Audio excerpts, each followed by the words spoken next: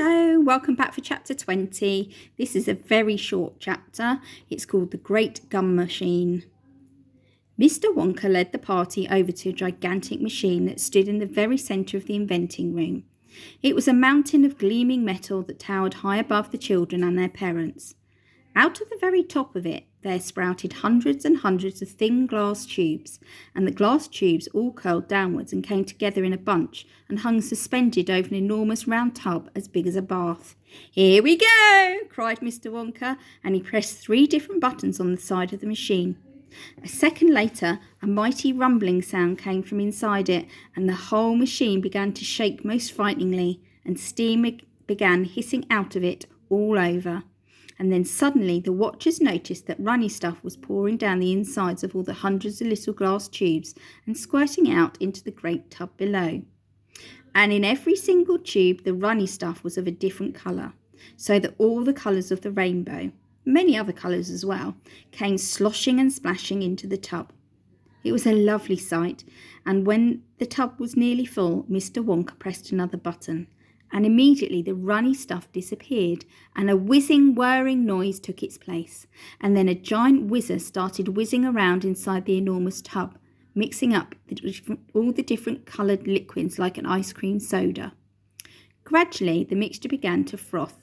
It became frothier, and it turned from blue to white, to green to brown to yellow, then back to blue again.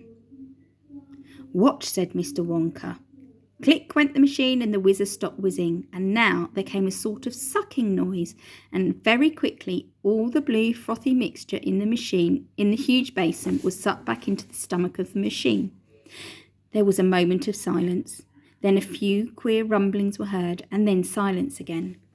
Then suddenly the machine let out a monstrous mighty groan, and at the same time a tiny drawer, no bigger than the drawer in a slot machine, popped out of the side of the machine, and in the drawer there lay something so small and thin and grey that everyone thought it must be a mistake. The thing looked like a little strip of grey cardboard. The children and their parents stared at the little grey strip lying in the drawer.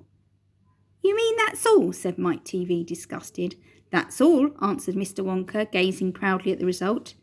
"Don't you know what it is?" There was a pause. Then suddenly Violet Beauregard, the silly gum-chewing girl, let out a yell of excitement. "By gum, it's gum!" she shrieked. "It's a stick of chewing gum." "Right you are," cried Mr. Wonka, slapping Violet hard on the back. "It's a stick of gum, and it's a stick of the most amazing and fabulous and sensational gum in the world." And that's the end of that chapter. Quite a short one. The next chapter is 21, called Goodbye Violet. So tune in again and you'll be able to hear the next chapter soon. Bye for now.